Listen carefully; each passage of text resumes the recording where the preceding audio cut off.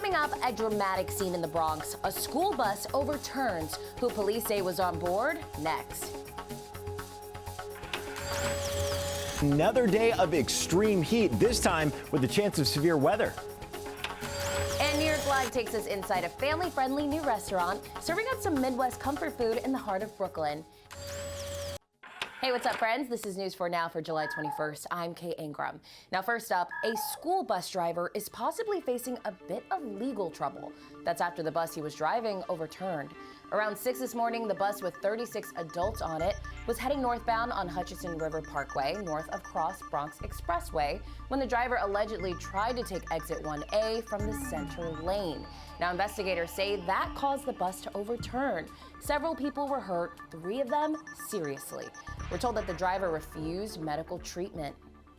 Now, no children were on the school bus, but sources tell News 4 that the driver will be issued a summons for dangerous driving.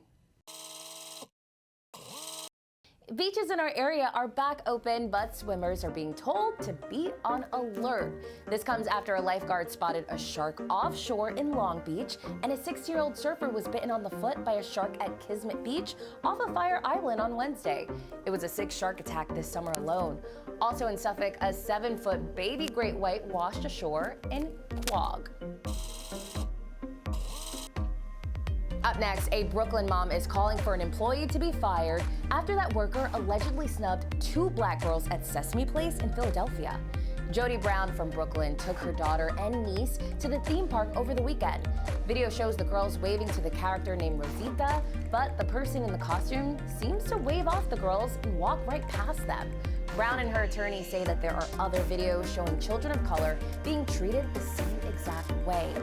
Now, Sesame Place did put out a statement after the incident Saturday, saying that Rosita, the performer, didn't intentionally ignore the girls.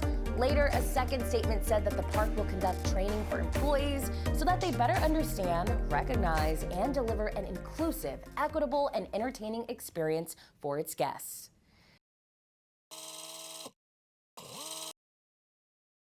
Next, the Lowe Boathouse at Central Park is closing. The restaurant reopened in March of last year after temporarily shutting down during the pandemic. But now it's closing for good in October. The operator blames rising costs of labor and goods for it closing. The Parks Department is looking for someone to take over the space. All right, now on to some real pain at the pump for more than half a dozen drivers in Connecticut, all thanks to a batch of bad gas. Drivers filling up their tanks at a Hartford 66 station were flooding them with water instead. At least 8 drivers have complained about the contaminated gasoline that has damaged their cars. The owner says it was an accident. A truck broke one of the pipe caps for the underground storage tanks, and Monday's storm then caused water to enter the tank containing the fuel. Mechanics say that it's more common than you might think.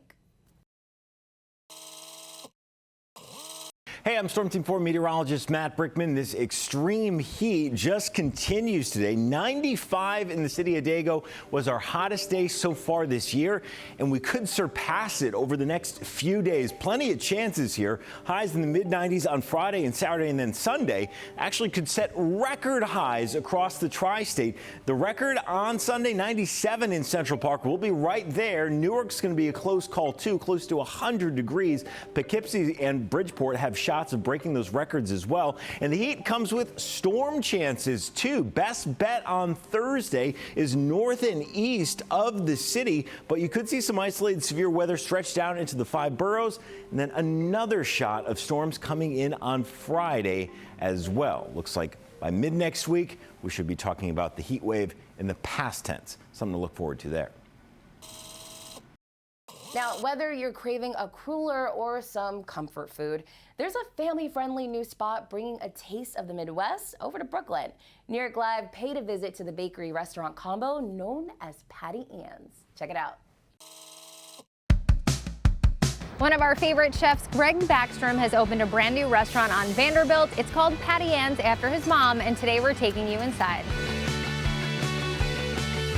Greg, it is awesome to see you. Yeah, same. I feel like you're always working on something new. But we are here at Patty Ann's, and we're on the bakery side, which opened in December. Right. What do you serve here at the bakery? The bakery, it's kind of changing all the time. There's staples of like chocolate chip cookies, brownies, and then sort of an ever-changing like display of seasonal pastries. But now that the restaurant's open, like people are coming in and out of the space from 5 o'clock to 10 o'clock. So to me, like pot pies will come soon.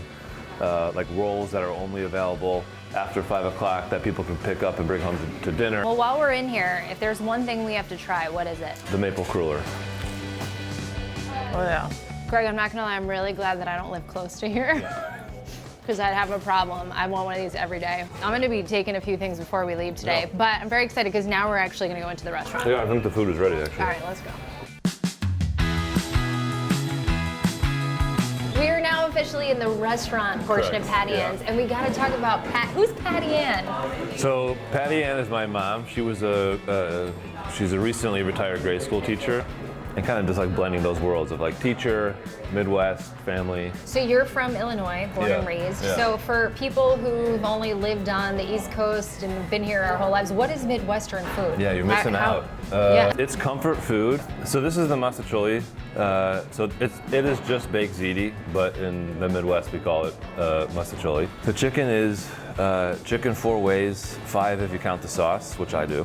When chicken is perfect, it's like the best thing ever. It is. And there's a couple of your mom's recipes on the menu. She makes lemon bars and chocolate bars all the time. They're just like jam-packed full of butter and powdered sugar, but they taste exactly like a Reese's bar. Greg, again, you nailed it. Thanks so much for having us today. Of course, thanks.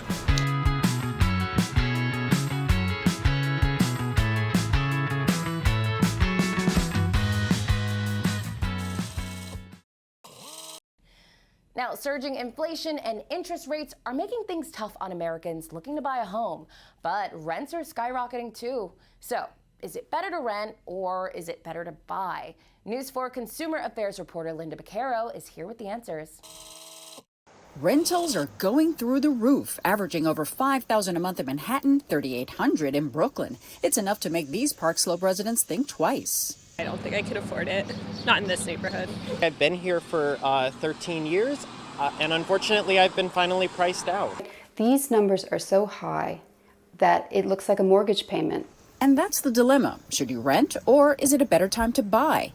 The managing editor of real estate site Brick Underground says consider buying if you plan to live in the home for at least 3 years, but make sure not to stretch your budget too far. A good rule of thumb: If you're spending more than 30% of your 40% of your income on your housing costs, you won't be able to save any money. When considering whether it's better to buy, keep in mind that interest rates are rising and they're expected to go up again when the Fed meets later this month. One thing that's getting a new look these days are adjustable rate mortgages.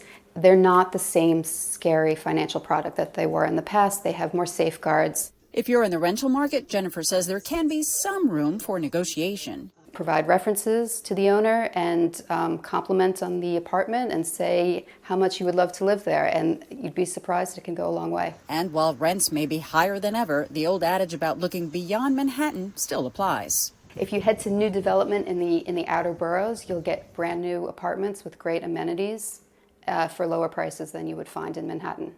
After all, if you save on rent now, it can set you up to buy later. In Park Slope, Linda Baccaro, Today in New York. All right, that's all we've got for you for today. Thanks for checking in. We'll see you back here tomorrow.